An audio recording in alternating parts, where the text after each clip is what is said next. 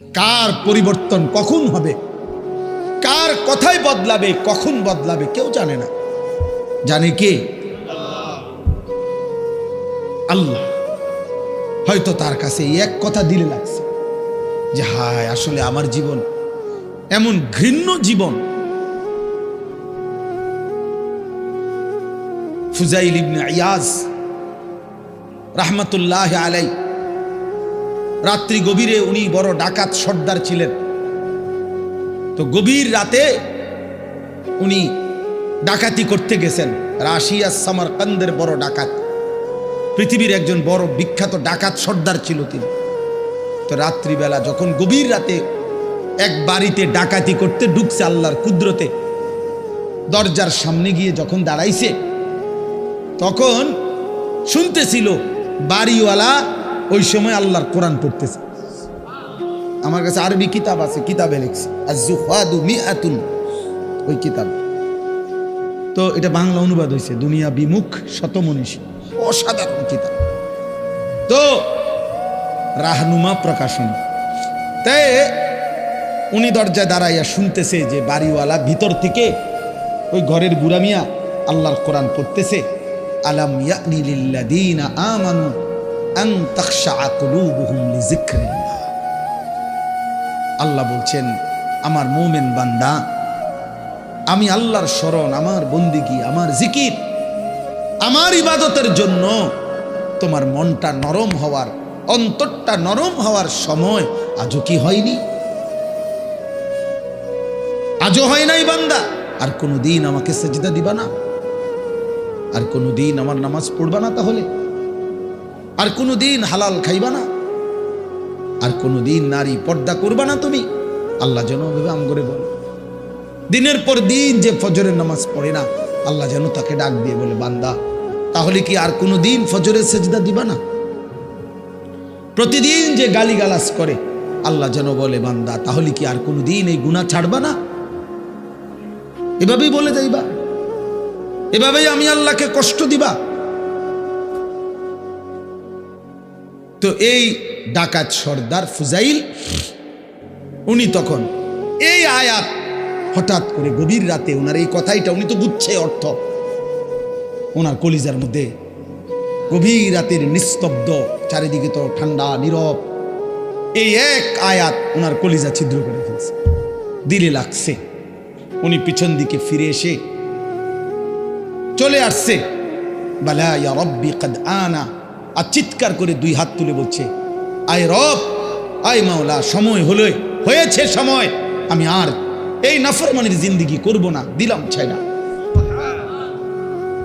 এরপরে আমি যেটা বুঝাইছি আরেকটু রয়েছে কথা। এই ডাকাত সর্দার তিনি এত দুর্ধর্ষ ডাকাত ছিলেন যে ওই জামানায় আপনার যেই কোনো মানুষ, পথিক, মুসাফির, এমনকি বাচ্চা পর্যন্ত ওই অঞ্চলে ওনার নাম শুনলে ভয় পাইত। তো কিতাবে লিখছে যে মায়েরা তাদের বাচ্চাদেরকে দুষ্টামি করলে, ঘুম যাইতে না চাইলে ভয় লাগানোর জন্য বলতো এই ফুজাইল রে ডাকি, তো বাচ্চা কাঁপতে শুরু করত, মানে তাইলে বাচ্চা সোজা হয়ে যেত, চুপ হয়ে যেত, এমন ভয় পাইতো তাকে, বাচ্চারা পর্যন্ত ভয় পাইতো তার নাম শুনে। তখন তিনি চিন্তা করছে ওই ঠিক ওই সময় রাত্রে উনি পিছনের দিকে আইসা কোথায় যাবে এই মুহূর্তে, তো আল্লাহর কাছে এক ফোঁটা চোখের পানি ফেলতে ওনার মন চাইছে, তওবা করবে, মাফ চাইবে, আজকেই গুনাহ ছেড়ে দিবে। ছেড়ে তো দিলই, ডাকাতি করে না। তো লিখছে যে পার্শ্ববর্তী একটা খালি ঘর একটু দূরে, এমনি সারা বাড়ি আর কি, এটার মধ্যে মানুষ থাকার কথা না, এইখানে উনি একাকী মনে করে নিয়ত করছে যে এখানে ঢুকে আমি একটু নীরবে চোখের পানি ফেলে আল্লাহর কাছে এই রাতেই তওবা করুন। তো উনি ঢুকছে ওই ঘরে, ঢুইকা দেখে ওইখানে কিছু লোক, যারা তৎকালীন জামানায় মানুষ এক জায়গার থেকে আরেক জায়গায় সফর করার সময় রাত হয়ে যাওয়ার কারণে এইখানে আশ্রয় নিছে কিছু লোক আর কি, ওরা ওইখানে শুয়ে রয়েছে, মুসাফির, পথিক মুসাফির।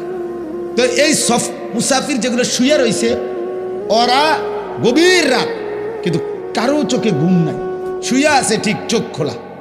তো তখন উনি ঢুকেই শুনতেছে, ওরা বলতেছে এই সাবধান, ঘুমায়ও না কেউ, ফুজাইল যদি টের পায় তাইলে কিন্তু সব লুণ্ঠন করে ফেলবে, সব ছিন্ন ভিন্ন করে ফেলবে, সব কিছু ছিনিয়ে নেবে, কাজে কেউ ঘুমায়ও না, সতর্ক, কোনোভাবে রাতটা পার করে এখান থেকে পার হইতে হবে। ফুজাইল কিন্তু যদি টের পায়, এই কথা উনি শুনছে, এর দাঁড়ায় দাঁড়ায় উনি তো সেই ফুজাইল। এই তখন কিতাবে লিখছে উনি এইবার এমন কান্দা কানছে, কাইদা বলছে মাওলা আমি বুঝি এমন নিকৃষ্ট হইলাম যে বাচ্চা পর্যন্ত আমারে ভয় পায়, এমনকি পথিক মুসাফির ভিন দেশি পর্যন্ত আমার নামে কাঁপে, আমি কি পরিমাণ মানুষের কষ্ট দিলাম। তখন উনি নিয়ত করে বলছে আল্লাহ আমি আর এই জমিনেই থাকবো না, এই মাটিতেই আমি এই দেশেই আর থাকবো না। তখন উনি তওবা করে সরাসরি হিজরত করে আল্লাহর ঘর মক্কায় চলে আসছে, আর বাকি হায়াত কাবার পাশেই উনি জীবন কাটাইছে। এরপরে উনি হইছেন সাইয়্যিদুল আউলিয়া, আউলিয়াদের সর্দার।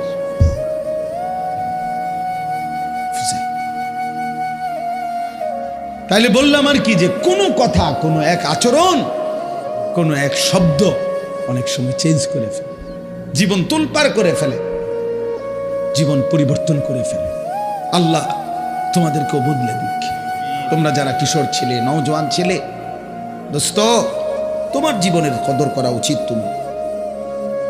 তোমার কথা কেউ মনে করবে না, তুমি নষ্ট হয়ে গেলে ধীরে ধীরে তোমার জীবন, তোমার চরিত্র, তোমার আখলাক, তোমার লজ্জাস্থান, তোমার শরীর, তোমার কোমর, তোমার যৌবন তুমি শেষ করে দিলে খোদার কসম কেউ মনে করবে।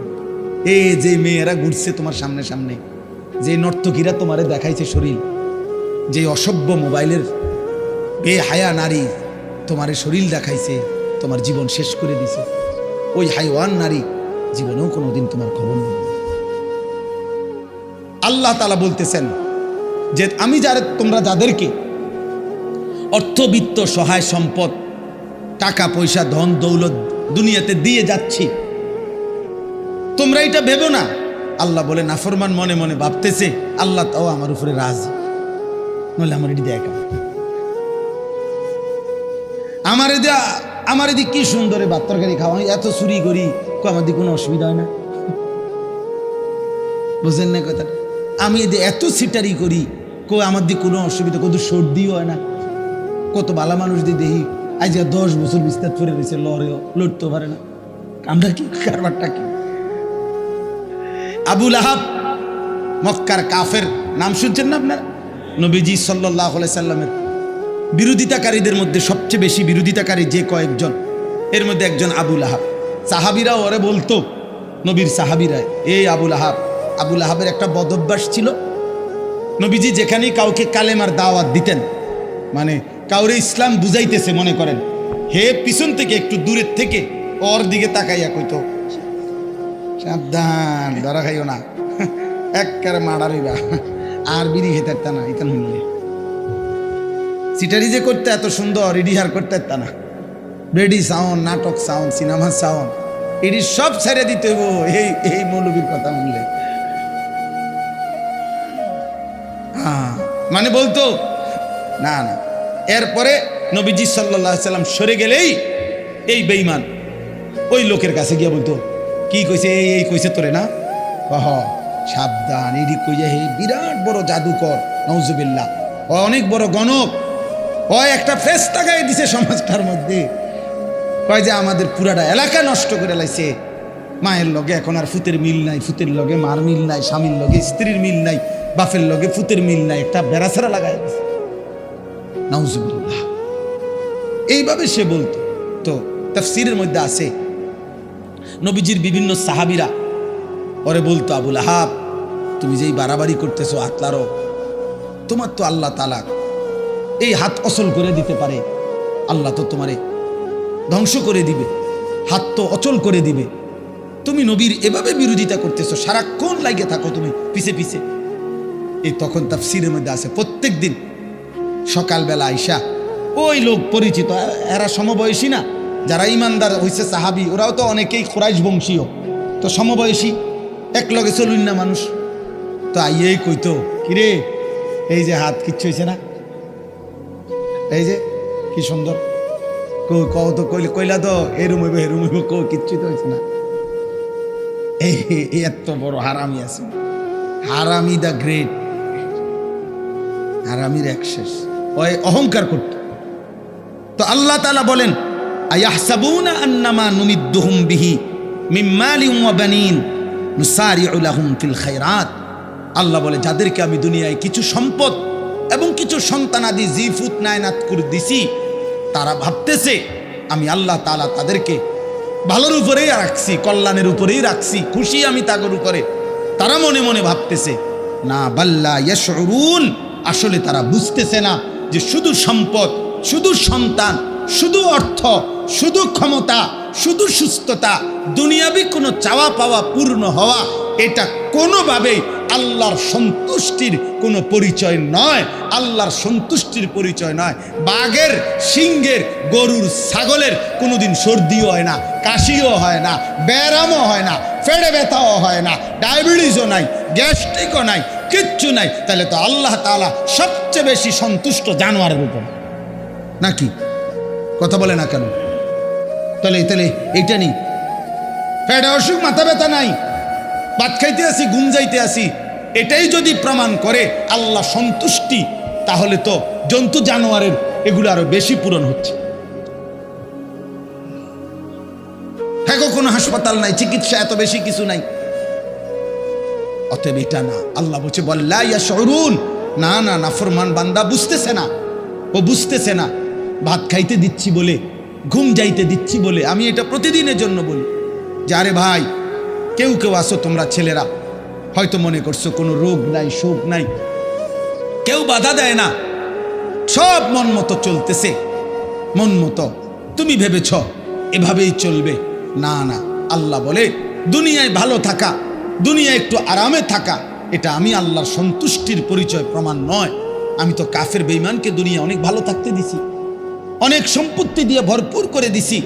অতএব এগুলো কি আমি আল্লাহর সন্তুষ্টির জন্য দিছি? কথা বলেন না কেন? তাহলে এটা না। দাওয়াত গত বছরও দিনাজপুরে হুসাইন ভাই খুলনাতে, হ্যাঁ, দাওয়াত দিয়ে সারছি, শুনছে 20 মিনিট কথা বলার পরে ওরা 3 ছেলে আমার বলতে, হুজুর আমরা তো হিন্দু, কিন্তু আমার কথা পুরো শুনছে, হ্যাঁ, মনোযোগ দিয়ে শুনছে। আমি বলছি ঠিক আছে ভাই, কোনো অসুবিধা নাই, মালিকের কথাই বলছি, তোমার সৃষ্টিকর্তার কথাই তোমারে শুনাইছি। সেই দিন এক মাওলানা সাহেব রংপুর থেকে খবর পাঠাইছেন যে একটা মাহফিলের ডেট দিতাম কেন এত দরকার হইল, উনি বলছেন যে এক ওই বাজারের হিন্দু ছেলে, ওর কথা হইল হুজুর, এই হুজুর রে দাওয়াত দেন। আলহামদুলিল্লাহ,